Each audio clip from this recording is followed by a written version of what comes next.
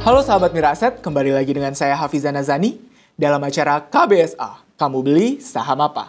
Di Jumat 29 Januari 2021, kita kehadiran narasumber terbaru kita, yaitu Saudari Kiki Hairunisa.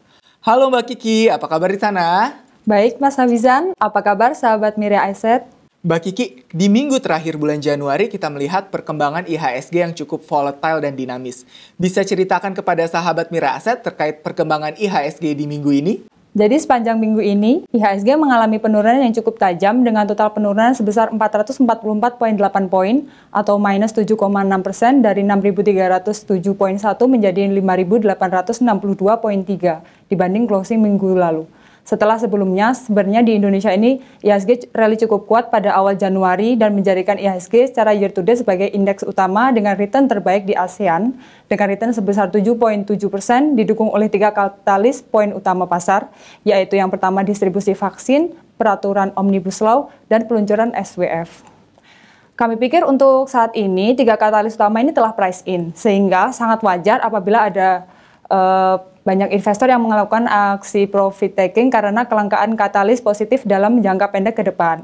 Selain itu, sektor yang menjadi pemberat IHSG di minggu ini adalah sektor pertambangan seperti Antam, Inco, MDKA, TINS, serta PTBA.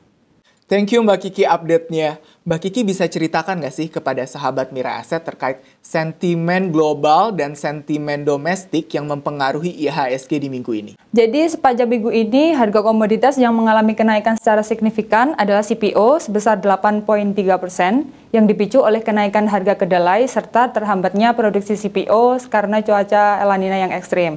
Selain itu, untuk sentimen global, terdapat beberapa sentimen negatif yang mempengaruhi koreksi IHSG pada minggu ini. Yang pertama, adanya ketidakpastian kebijakan dagang dari Biden kepada China yang masih berpotensi trade war dan terus berlanjut di tengah pandemi.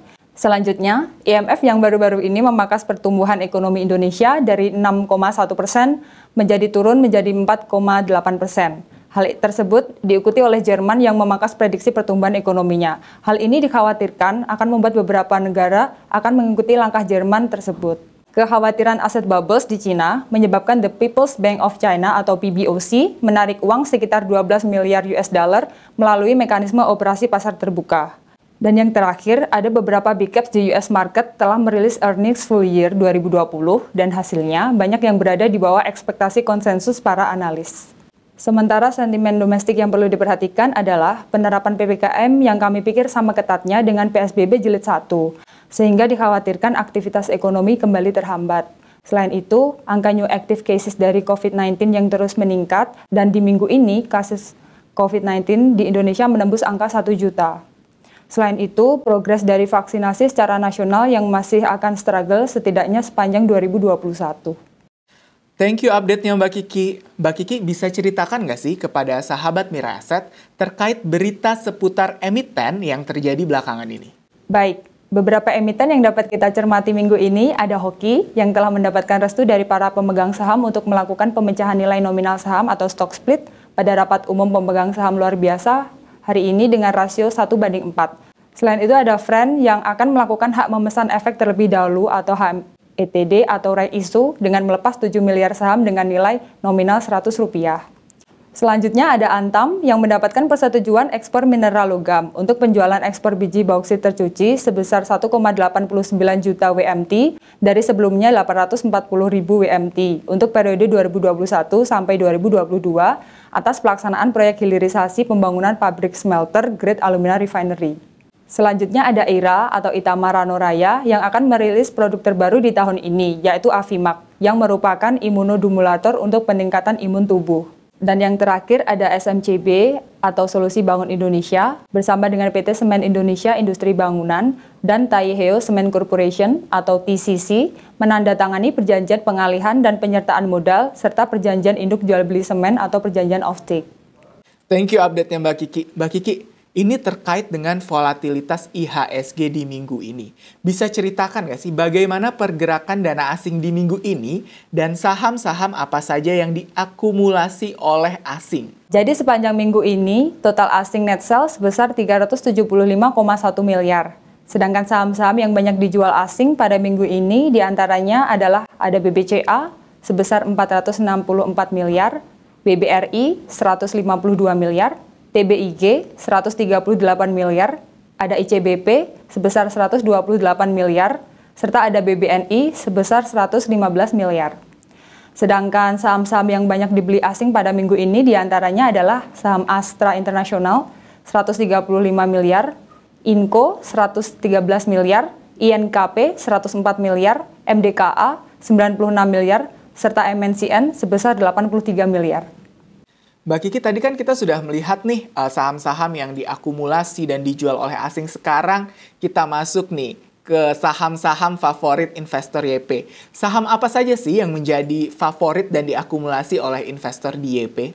Baik, untuk minggu ini saham-saham yang banyak diakumulasi investor Mirae Asset adalah BBCA 29 miliar, Pegas 28 miliar, Adaro 28 miliar, Gudang Garam 28 miliar, serta UNTR 17 miliar.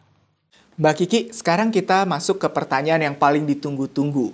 Nah, bisa dibantu nggak sih untuk memberikan stock recommendation kepada sahabat Mirae Asset terkait saham yang layak dibeli di minggu ini?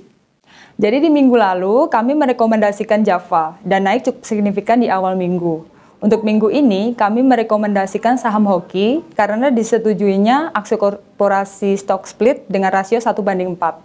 Kami juga merekomendasikan Akra karena sedang menunggu news dari pemerintah untuk menjadikan Java Integrated Industrial and Port Estate atau JIIPE di Gresik, Jawa Timur sebagai kawasan ekonomi khusus atau KEK. Selain itu, silakan dicermati pergerakan ERA yang didukung oleh sentimen kenaikan penjualan alat elektronik karena kebutuhan WFH serta rencana pembukaan gerai barunya.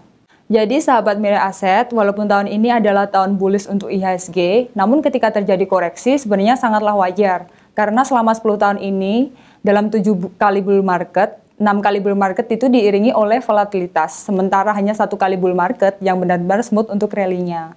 Sehingga untuk investor kami rekomen untuk memanfaatkan koreksi pasar ini untuk mengoleksi saham-saham dengan fundamental yang bagus.